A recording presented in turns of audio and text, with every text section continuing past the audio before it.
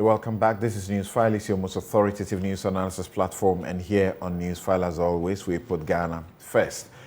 Hope we will go beyond the blame game and, take the bull by the horn to resolve this problem of galamsey. Now, as you know, the Press Freedom Rankings, Ghana successively is doing quite poorly. What exactly is the problem? Some are beginning to narrow down on mainly the misuse, it is said, of the laws that criminalize false news, so to speak, in the Criminal Act and also in the Electronic Communications Act. So at the occasion of the World Press Freedom Day, the Justice of the Court of Appeal, Justice Dennis Dominic J., who is also a judge in the African Court, said it is wrong for the state or the country to criminalize what it called false publication, when in fact people can be allowed to resort to civil law to deal with those matters. In recent times, if you recall, a number of issues have come up as far as the use of that law is concerned. There have been very, very deep concerns about the use of that law in dealing with people like journalists like the Ada in Ada, Ada Radio, Noah Na Dame. There was the Bobia Ansa situation. In this case, this journalist, the radio station, are reported to have issues or criticizing the manner in which the salt concession is being dealt with. And it involves an individual, Magdan. And so why not allow the individual to go to court to redeem himself, rather than have the state, through the police, arrest that individual, take him to court, and the court actually refuses him bail, and he's kept in custody for a week or more, is it? You had Bobia Ansa, who spoke about the First Lady having acquired some property or some land, and he got arrested by the police to be for trial. Mensa Thompson spoke about the president's travel and things. He also got arrested. So the questions are that the president's family, the questions are, these are civil, there are civil remedies to this. Why do you continue to do that? And this could explain why Ghana is doing so poorly in the rankings. Is that the case? Let's begin the conversation with one of the key media trainers and watchers. Suleiman Abrahima is Executive Director, Media Foundation for West Africa. Sule, let's hear you first. And then we have Fatima Abubakar, Deputy Minister for Information. Samuel Okudzeto-Ablakwa is MP, North Tongue, and Ranking Member, Foreign Affairs Committee of Parliament. Sule, let's hear you.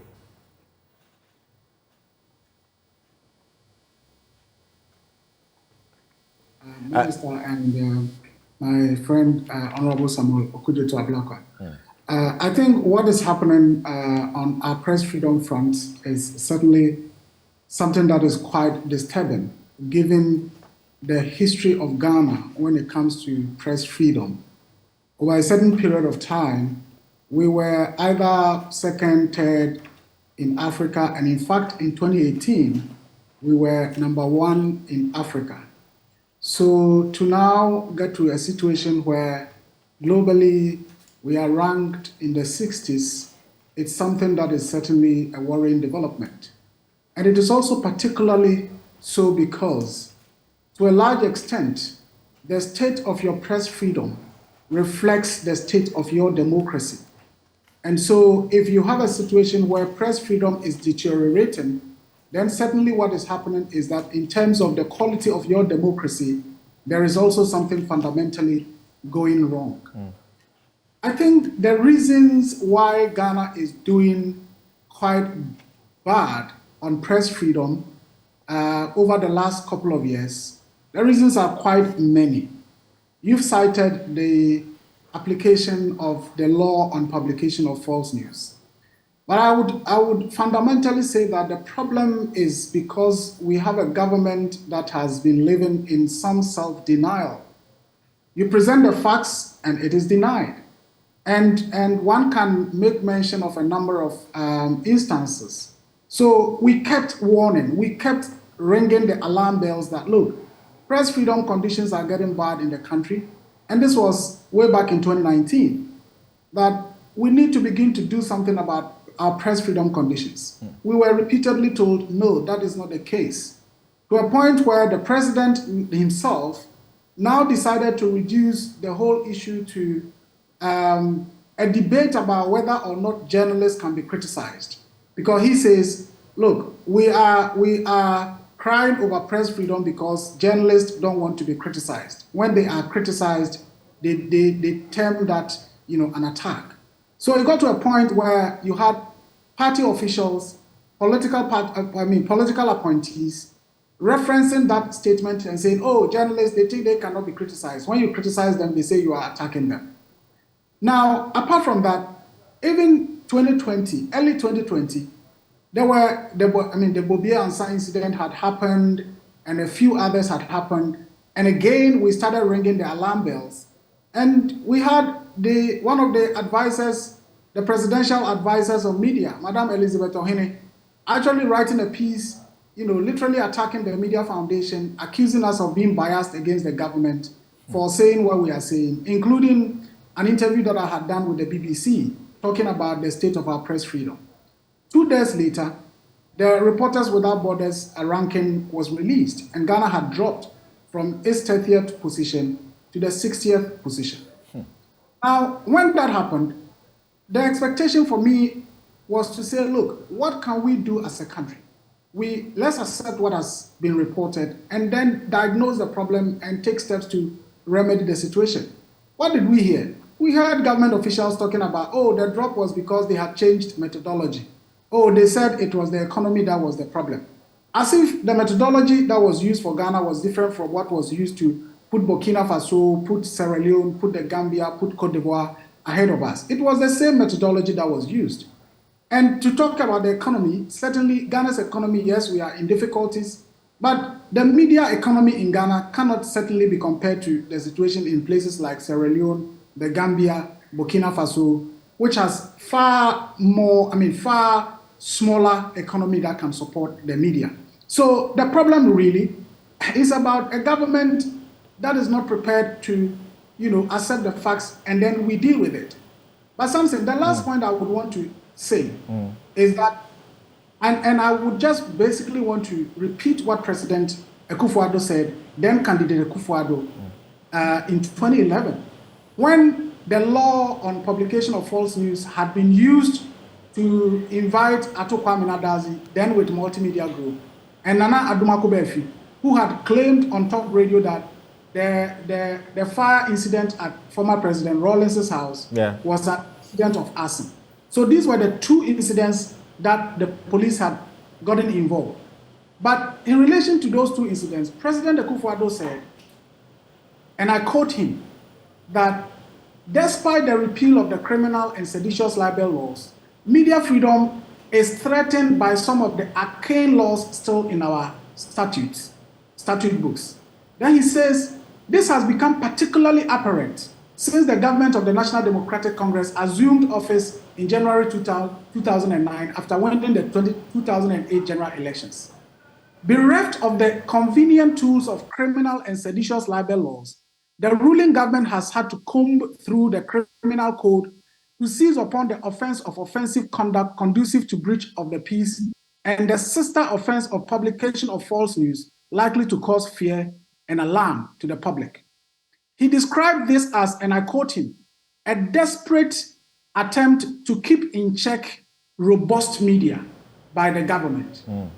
He then went on to say that the problem with the law on publication of false news is that it is as it stands now, it is overly broad and more directed at the mere expression and the state, a mere expression and the state of mind, namely fear and alarm, which at best of the worlds is difficult to determine. Then he says, as the offense of publication of false news therefore currently stands, it is in my view inconsistent with the constitutional provisions on freedom of expression, being overly broad and accordingly not proportionate to the legitimate public interest sought to be protected. The laws haven't changed.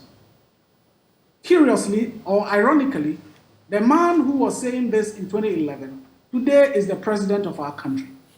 And under his regime, these laws are being applied more than any other regime in the Fourth Republic. So the question is, what has changed? And for me, these are the reasons why Ghana keeps dropping in the global press freedom ranking, very, very unfortunately. So you are in support of the growing calls for the repeal, particularly of Section 76 of the Electronic Communications Act, which is on false communication, and also Section 208 of the Criminal Offences Act, which is on publication of false news with intent to cause fear and alarm to the public. You are for their repeal? Absolutely. And the Media Foundation joined the GJA, the GIBA and PRIMPAC and GCRN in making a common and a unanimous appeal that those laws have to be repealed, and basically affirming the position of candidate Akufo-Addo, now President Akufo-Addo, as far as the application of those laws are concerned. Right. But in terms of even statistics, if you take the last 4 years of President Akufo, for which we have data, there were a total of 63 incidents of violations. Under Mahama Mills, and I'll say Mills Mahama because Mills did like 2.5 years, then Mahama continued, there were a total of 56 incidents. Under John Mahama's four-year term, it dropped to 44 incidents. Under President Akufo-Addo's first term, 2017-2020, it increased to 74 incidents of violations.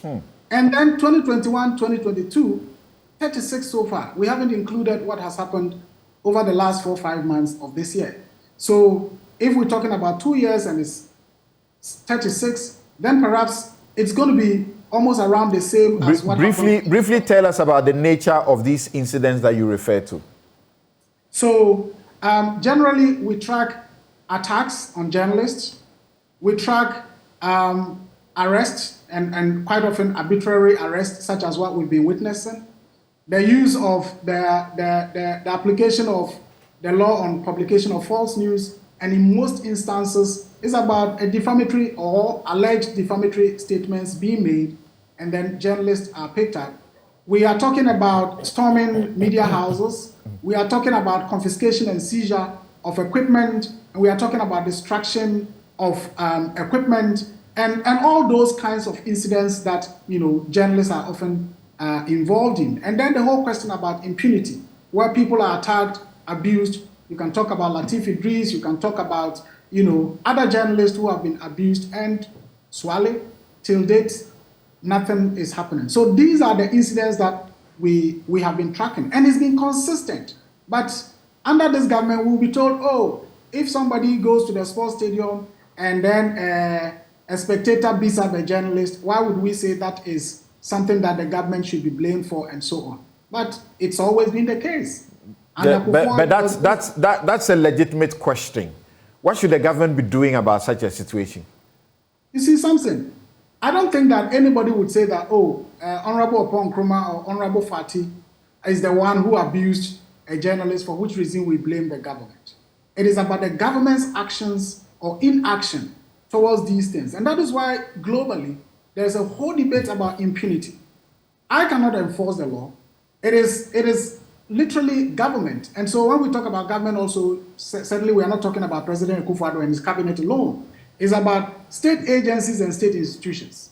What is the police doing? And as you know, over time, the security agencies that are supposed to protect us and protect journalists have turned out to be one of the most abusive institutions of our country. Right. And so it's about the attitude of the government, like what happened in Tamale recently.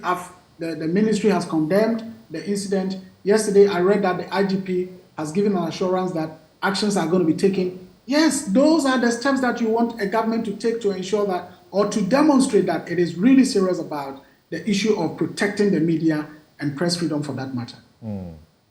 All right, thank you. You hold on there, but I'll come with a question about when you are repealing these laws. You know, there are situations that clearly may need, you know, a criminal sanction. So what do you do to those situations? Because there are the potential for excesses in the exercise of journalism. Yes, Honorable, what do you think about what is going on, particularly that it's now got into a situation where we can't even compare with military regimes?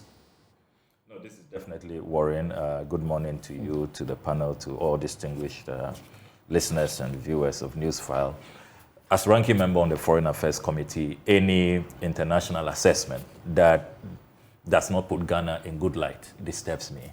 As a committee, we are interested in how we fare in the Committee of Nations. It is our wish that we'll continue to be a global icon, particularly when it comes to democratic credentials, when it comes to being the Black Star of Africa, all of those key indicators that we have been celebrated for. Not too long ago, we were ranked the best in Africa when it comes to press freedom.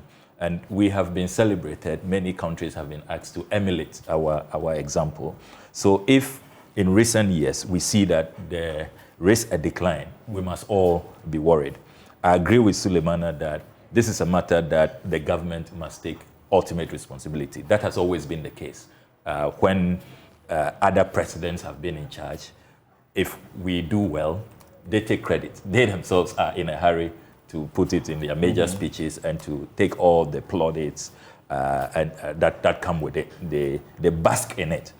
The same way, when it's negative, there has to be a very sincere attitude that takes responsibility and that puts steps in place, most importantly, to remedy the situation. If you do the analysis over the period, clearly this is the worst performance in 18 years.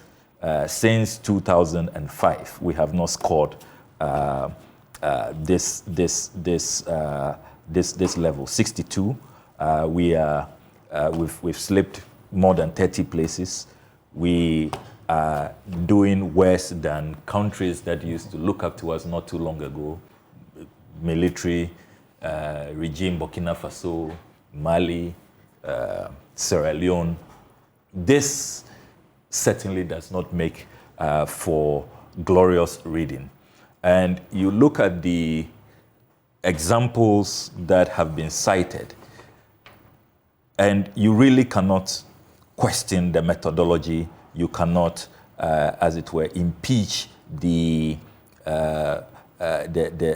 various experts. Remember that this new methodology has a panel of experts, practitioners, academicians, and human rights defenders who come to assess the situation on the ground. And they have given specific indicators. We've mentioned some practitioners like Usman Kweku Dawood, who was attacked, Prince Aqua of the GNA, there's Derek Adote, Metro TV, and many others.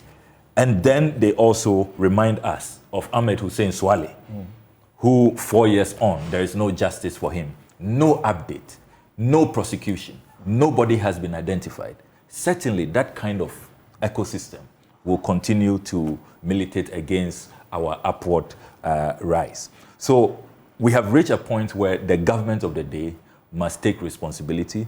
They must stop the intolerance. They must stop the goal shifting, and they must go back to speeches that they themselves presented, positions that they held. And you see, it's quite ironic because we now are being led by key people who you say that they should understand these things better. President Akufo-Addo is credited as Attorney General to have worked with President Kufuor to repeal the criminal libel law. That's right. Then we have a Minister of Information who was a very celebrated practitioner, belongs to this prominent media organization, hosted a morning show. I think he did a fine job as a journalist, and I will not take that away from him. So when you have these key persons with such, impressive credentials, who understand the issues to do with media freedom and how we can bring to life the beliefs and values espoused in Chapter 12 of the 1992 Constitution, it cannot be acceptable. They have to do better. What should they be doing? Should they go to police and say, don't arrest a journalist over using these two laws? A journalist has been attacked, so whoever it is who attacked the journalist, what should happen to them? What should they do? They are not, they are not the police, they are not the courts. So the police is under the Ministry of the Interior. The Minister of the Interior sits at cabinet with the minister responsible for information, a cabinet chaired by the president. They need to take this report to cabinet, discuss it, and say all of these excesses that some of these institutions exhibit. We are in charge. We are the executive. There has to be new policy, new guidelines that they must follow. You cannot continue on this trajectory. Because you see, all of these things, don't underestimate the impact, even when it comes to attracting investment. That's right. When it comes to people deciding where should I go and do business, and many other credentials that will help to not only boost our image but also advance our transformation aspirations. So you want to see, first of all, a departure from that attitude of dismissal. If you recall, last year there was a lot of effort by government to say, they've changed the methodology, so blame it on the new system that is being used, the new panel.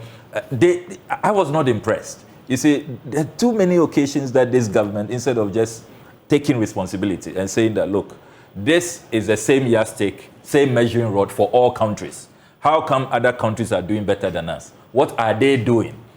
Why are the Scandinavian countries, for example, always at the top? Can we learn from them? Why is it that in Africa, some countries have been very, very consistent, like Botswana? Why is it that those countries, even when methodologies change, they still perform so well? Let us adapt, learn from best practice, accept the report in good faith, and then take steps. Let me also say that the political actors, a lot of the incidents that I see here, most of the perpetrators are politicians.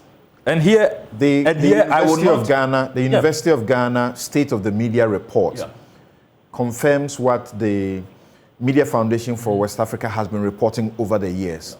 The majority of those who are guilty are the security agencies. Yes, the security agencies. Yes. But next to that are the political actors, politicians, supporters, and all of that.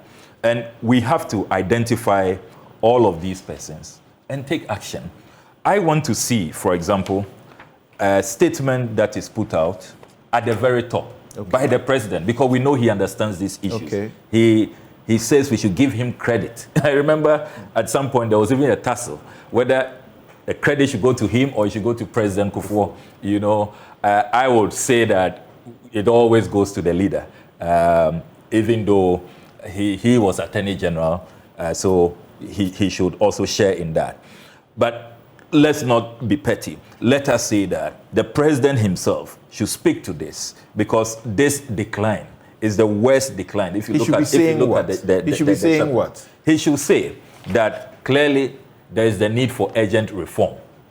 He is going to convene a meeting with the National Media Commission, because I think the National Media Commission too has been too docile, to be very, very sincere with you. Because if you look at Chapter 12 of the Constitution, they've been given so much power. They are not expressing that power. They are not exercising it.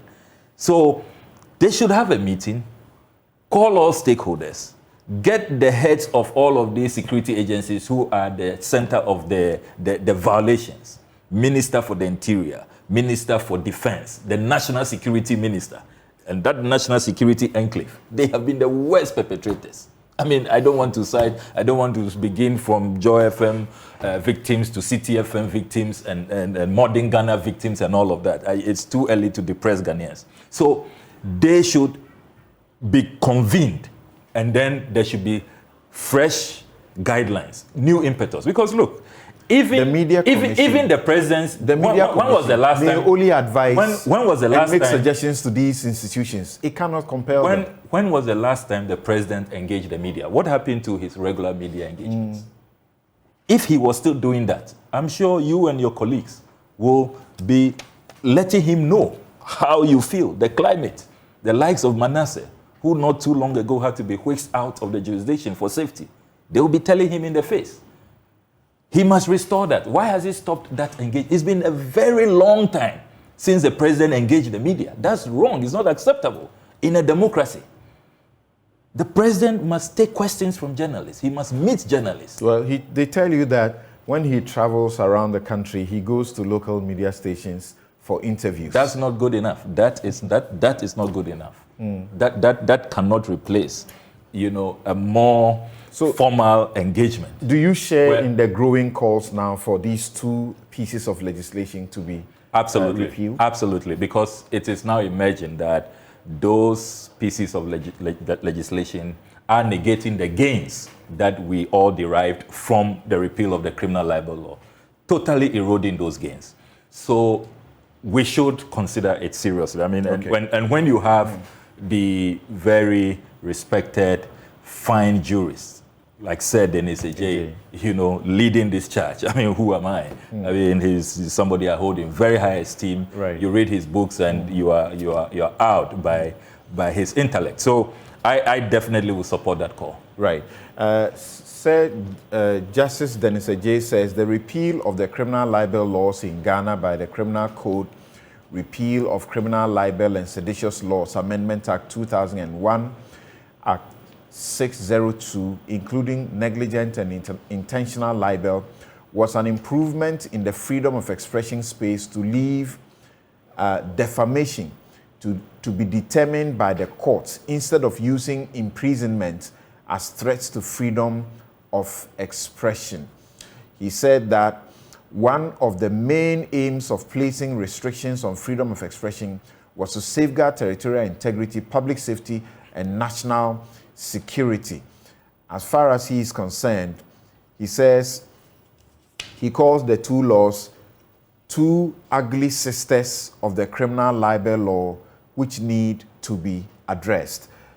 Thank you very much for also making time to join us, Fatima to Abubakar. I can imagine that where you sit, you cannot be happy at all over the last few years about the fact that the rankings, the nation is dropping at the time that you are at the helm.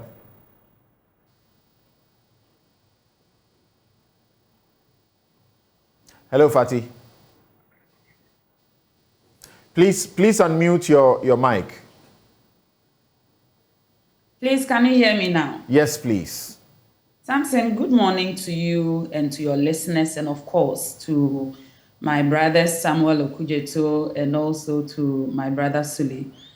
I'm very happy that we get to bring some very important issues about journalists and the media in mainstream discussion. I believe every day you sit on air, but rarely do you get the opportunity to talk about matters that concern your folks. I would also like to use this opportunity to express the gratitude of the Ministry of Information to our stakeholders, the NMC, the GJA, GIBA, CSOs, academic institutions for their invaluable contribution to finding solutions to some of the key problems or issues that we are discussing this morning within the information sector. That being said, I can only reiterate the fact that the regime we have in Ghana, especially after the coming into force of the 1992 Constitution, has been the best since the beginning of the 19th century, where we were first exposed to mass media of any sort. At least we know that we have moved from a system where we had only one TV, one radio, highly censored and controlled, to a situation whereby now under our 1992 Constitution, based on the fundamental guarantees, you don't even need a license to set up a media house in Ghana. That has really helped the country in terms of diversifying ownership, and also, of course, the proliferation of media houses in the country, which has one of the widest spectrum in terms of numbers and reach, if you want to look at our West African sub-region in particular. But I believe some of these issues that have come up, of course, has been because of the rankings on the Press Freedom Index by Reporters Without Borders. And before I make my substantive submission, I want to remind us that if this conversation is about how to improve Ghana's performance on the Press Freedom Index, then we can never impeach the criteria that has been listed in the index. If the criteria list that economic context you perform 47%, I believe our work should look at how are we going to increase that performance to maybe 60 or 70%. If the criteria says political indicator is 61%, our conversation will be, what are the issues? How are we going to raise that numbers?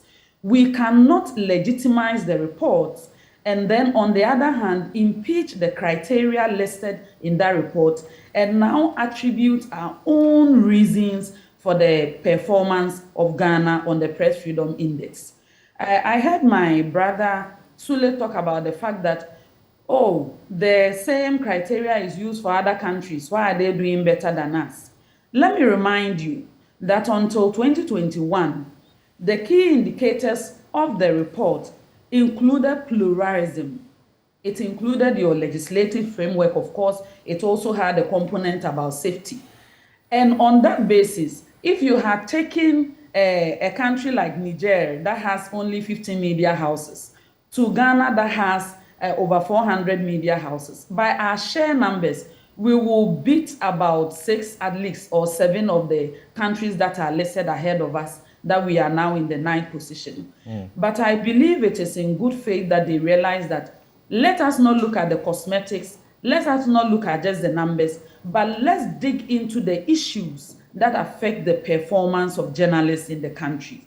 And that is why the change in criteria has now added social indicators, safety, which was there before, legislative indicator, political indicator, and economic indicator. So if we want to have any conversation, and even before we start to speak, they say, oh, government spokespersons are also raising issues about economic indicators, and they shouldn't even go there, and we are barred from talking about it.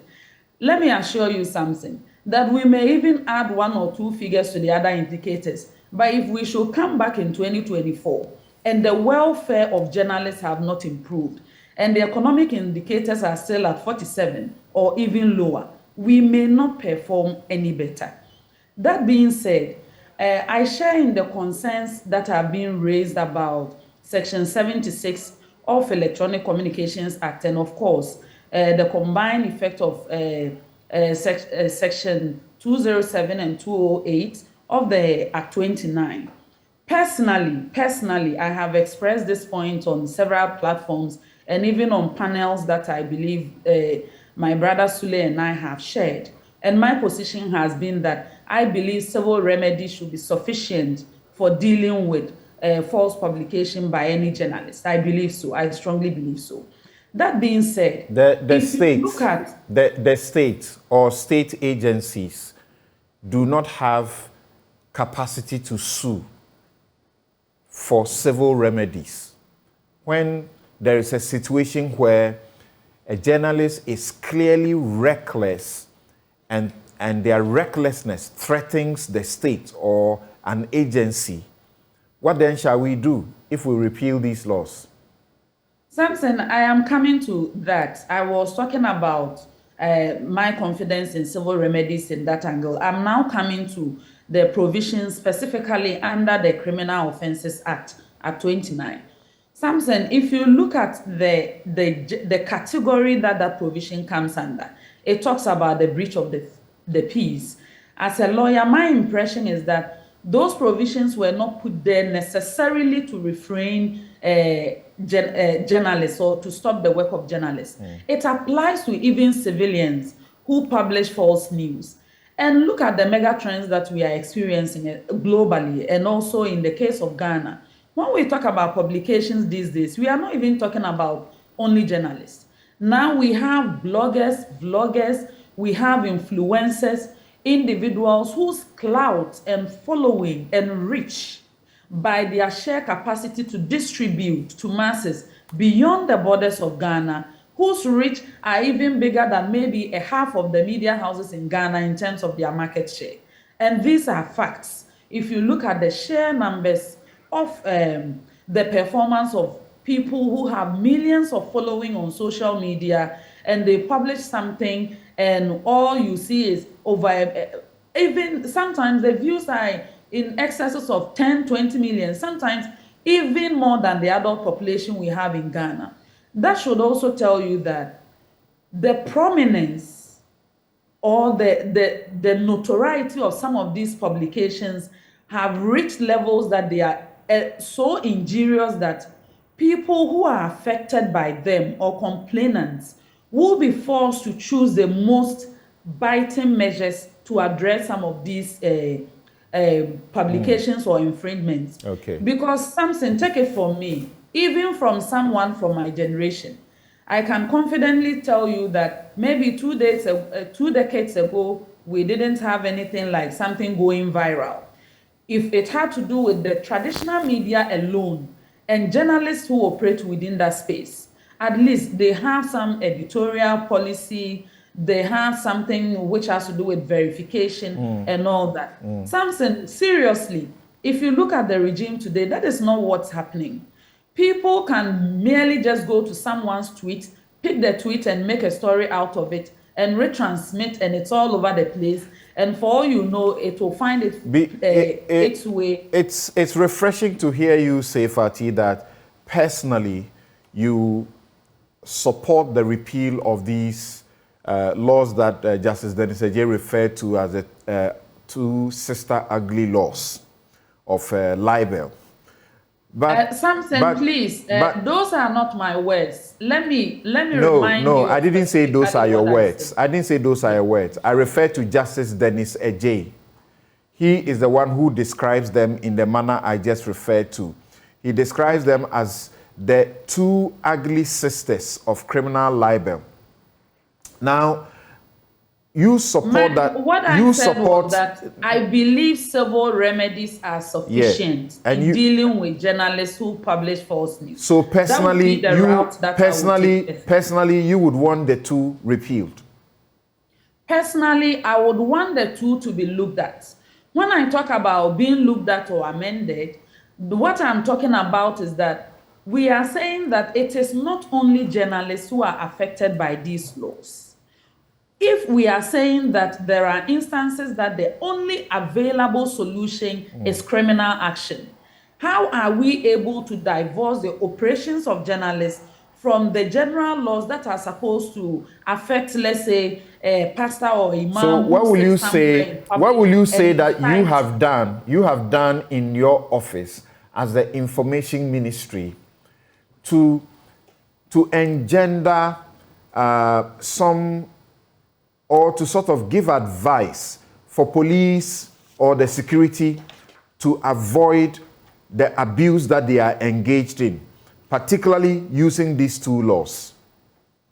Samson, let me remind you of one thing before I submit to your question. The police have a mandate, and that is law enforcement. If there are laws sitting in our statute books and people have confidence in it to walk to the police station to write complaints with respect to those laws.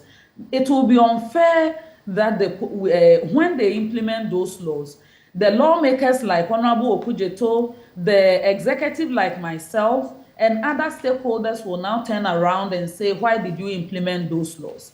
I believe that will be a way that we are sharing responsibilities. There are laws that have been passed in this country that are not in operation because the executive takes the view that they shouldn't be operational at this time, or for some reason we shouldn't even operate them. The question is, somebody makes a publication about the first family, somebody makes a publication about a businessman, someone makes a publication about the first lady and so on, and they get arrested by the police. Can the government, through the information ministry at least, be heard to say something about that? Samson, it's a double-edged sword. And let me remind you that even in Sule's submission, he admitted that the Ministry of Information has responded in a recent incident. Let me tell you that when there is any such infringement, the minister and myself and other management team members at the Ministry of Information are also among the people who do not sleep until we are able to reach those individuals, have a conversation about whether they will need any assistance in terms of medical help, and whether they intend to prosecute, to open the necessary windows and give them the confidence that the government has no interest whatsoever in shielding any perpetrators, and they are at free will to choose an action if they so desire. That being said, the Ministry of Information has assisted the NMC to initiate the Office of the Coordinated Mechanism of the Safety of Journalists. I must quickly add that the operations are also limited due to some financial challenges that on several platforms I have also advocated that. Has this been operational at all? Yes, it has. It has. What can you update us what it has done? Oh, that was one of the mechanisms that was used in resolving the Kalepuda case, if you remember. And it is not, at least to the best of my knowledge, I believe about 3 incidences were referred to the office, and then they were able to verify and also interrogate and brought finality to those issues. But Samson, that being said, the reason why I said it's a double-edged sword is that when it comes to advocacy for the safety of journalists, we are not at odds, we are allies. We join all the other stakeholders in the public sensitization that when a journalist breaches their duty, or when there is a display of unethical or unprofessional attitude, there are remedies like defamation under civil law if you so desire to pursue it. If you also want to file a complaint, you can also file a complaint to the National Media Commission if you are an institution and said that you are unable to pursue the remedy of defamation under civil law. We have encouraged this and publicly joined the other stakeholders in such advocacy. Okay. But I am saying that the issue about looking at Section 208 of the Criminal Offences Act and Section 76 of the Electronic Communications Act is not an event, it's a process. This government has a history as a tradition that indeed repealed the criminal libel law. In this administration that has received so much bashing, this administration introduced and passed and implemented the RTI. And this administration is capable of doing more. So what ought to be done is for our continuous collaboration in finding solutions and encouraging us, and sometimes also bringing a template. If we say that, okay, this administration must be amended or repealed, right? Something. What are we supposed to do? All right, we are supposed to find allies. Thank you. Let me go to Sule. Let me take your final comments and whether or not the repeal of these 2 laws is the best. But some of you at the forefront of these processes have accused this government of being very, very terrible from the start when it came in and the manner in which it attacked the electronic media landscape, revoking licenses in the manner that the banking licenses were also revoked, and even subsequently seeking to reduce the radiuses of other radio stations. And the concern was that the motive politically was to create more licenses to give to party people who didn't have the opportunity of some of the licenses. Don't you think that there could be a disincentive in the repeal of these two legislations? Very briefly, and then I hear Okudzeto briefly on that, and then we move on, please. Well, Samson, I think it all boils down to government attitude. In places where those laws are not being applied, the question is what has been happening. As I did state from the beginning, under Mills, there was the Atoko Amanadazi incident and the Nana Adomako Befi incident. As far as I can recall, those were the two cases involving media or media persons. So all along when these laws were not being applied, as a country, what happened to us? I believe, really, there was nothing significant that happened. I believe there will be laws that will be dealing with these issues about somebody deliberately endangering the lives of other people through sounding some false alarm here or there. But we have a situation where the government of the day decides that, look, at the least instance, in fact, including an instance where an editor was arrested for publication of false news at a time when the said publication had not been done, only because a person in the Council of State had reported to the police that, oh, there's a story that's going to be done about me, and the story is false. And the police acted, accosted the journalist, detained him at a time when the story had not even been published. And so when the RSF says that journalists, in order to protect their jobs and their security, have had to increasingly resort to self-censorship because the government has shown itself to be intolerant of criticism, that is what we are talking about.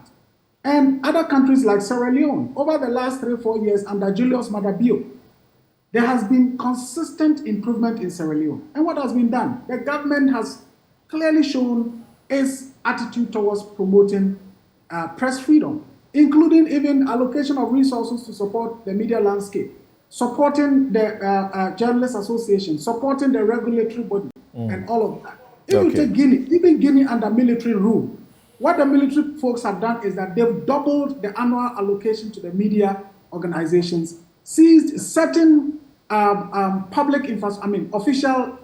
seized certain infrastructure or buildings that belong to former appointees that were acquired corruptly, and donated them to the media to be used as either libraries or press centers across many cities in the country. All right. This is military regime. So please, we are just talking about asking the government to be more tolerant and be more committed, and then stop the whole thing about words instead of deeds. All Look, right. we've been talking about the National Comprehensive Framework on Safety of Journalists for years now. Nothing has happened. Sierra Leone, Liberia started their processes just a year ago. They've completed it, launched it, and it is working. But over here in Ghana, what has stopped us from having the National Comprehensive Framework on Safety of Journalists? It's not happening. We keep talking about it. So these are the realities for me. All right. Thank you. Yes, what will be your final words, and whether you don't think that complete repeals could bring us to a situation where we may have some regrets.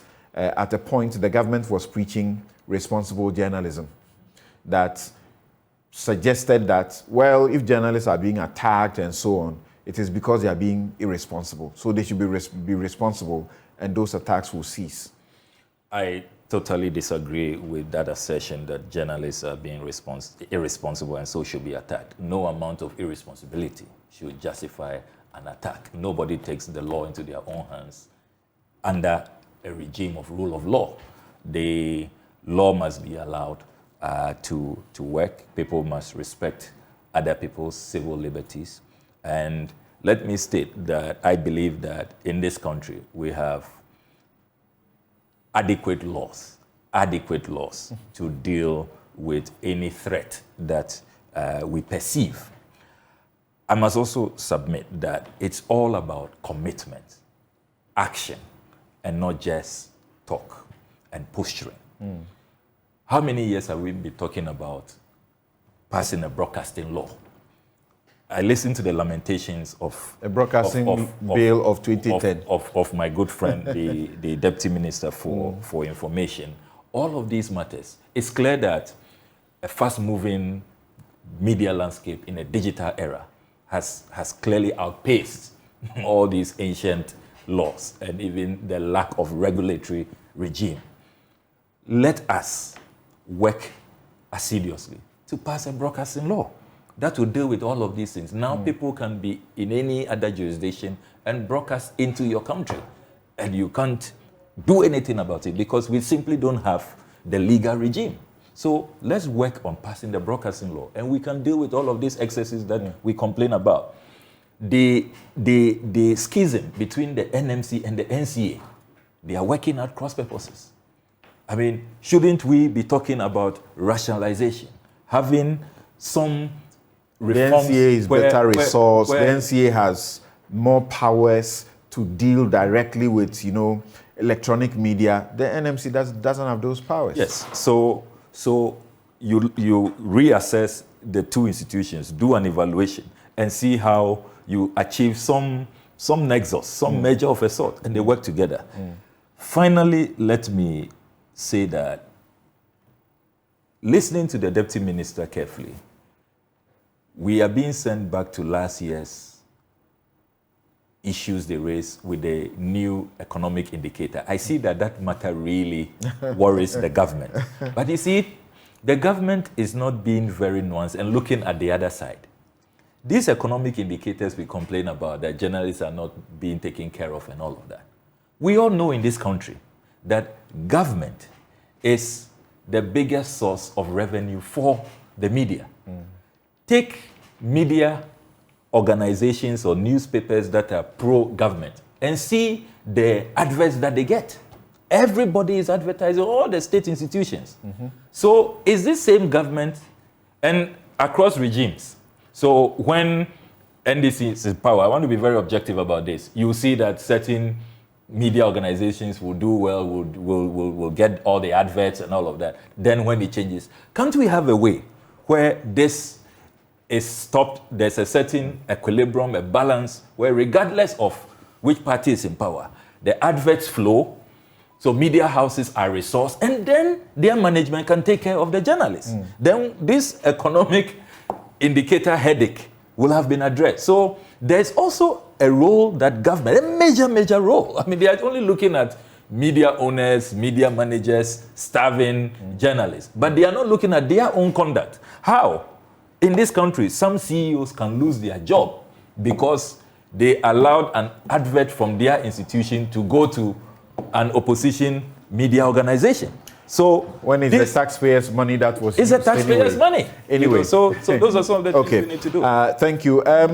Maybe I'll give Fatih just a minute to say something about, Sule, Samuel Okujeto all agree about the need for government posturing pronouncements that can be healthy and impact, the system or the ecosystem. You don't believe that is important. People say some things like where you have an MP belonging to the government who threatens a journalist exposes a journalist and threatens a journalist is killed, and then he's giving a position in parliament, and then he continues to threaten journalists, says if I get this, I'll whip him, I'll beat him up, and all of these things, and you don't say anything about it. You don't think that also affects adversely, the ecosystem? Samson, first of all, let me say that one of the saddest things to me has to do with the fact that we lost a journalist, and we have not, brought finality to that issue because it's still an open investigation. And the police service or those who are in charge of investigation have not been able to bring the perpetrators to book. That is something I'm trusting that should happen. It's my desire that that happens within the shortest possible time. That being said, something, it's also very dangerous to, attribute certain issues under investigation to government posturing this. Government should have accused this person of this, sanctioned this person of that. When any matter is brought to the attention of the government, of course, we take action. But the issue is that there are instances where there are ongoing investigation.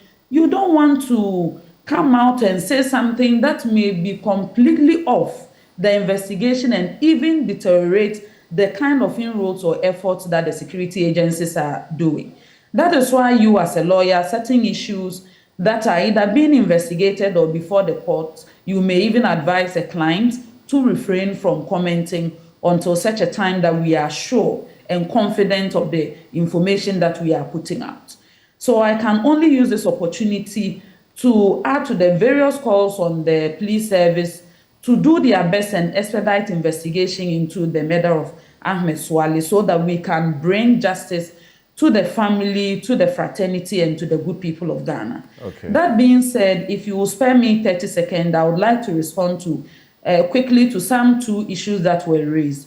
One on the broadcasting bill and another on the Meet the Press that happened, that we used to organize at the Presidency or Jubilee House when I was the Deputy Director of Communication. First of all, something, remember we had COVID. Before COVID, this was an annual event. We were organizing. I can assure you that we were even planning to organize one when COVID struck. It will be out of place to say that the kind of indoor meeting that involves everybody talking and a lot of conversations and dialogue to take place within that space. Trust me that now that the World Health Organization has said that COVID-19 is no longer a public health emergency, the strategy may now change from direct broadcast by the president in engaging Ghanaians and other strategies we have used for communication within the highest office may change. So please, we cannot have that conversation without taking out the circumstances that led to the abrupt stop in the strategy of bringing the media to the banquet hall at the Jubilee House and organizing such engagements. Lastly, the Ministry of Information and stakeholders are seriously working on the broadcasting bill. I believe Sule is in the know that there was a draft. We had taken the draft to consultants to look at it, even the Attorney General to look at it. We invited comments from 15 stakeholders. A few of them brought their comments and made their inputs. Right. It has been sent back to consultants. We have been working very hard, at least since 2021, to the best of my knowledge, to get it to a stage where we are able to harmonize the regulatory framework, especially between NCA and NMC, and also to cover some of the gray areas that cause the problems that we have within the information sector. So it is not as if nothing is being done. All the stakeholders know that some work is being done. Thank you very much. Fatimatu Abubakar is the Honorable Deputy Minister for Information. Thank you. We will take a break, return to look at questions on the National Cathedral. And I still have Samuel Okudzeto-Ablakwa with me, Suleiman Abrahima, and we are joined by Dr. Paul Opoku-Mensah, Executive Director of the National Cathedral Project. We'll be right back.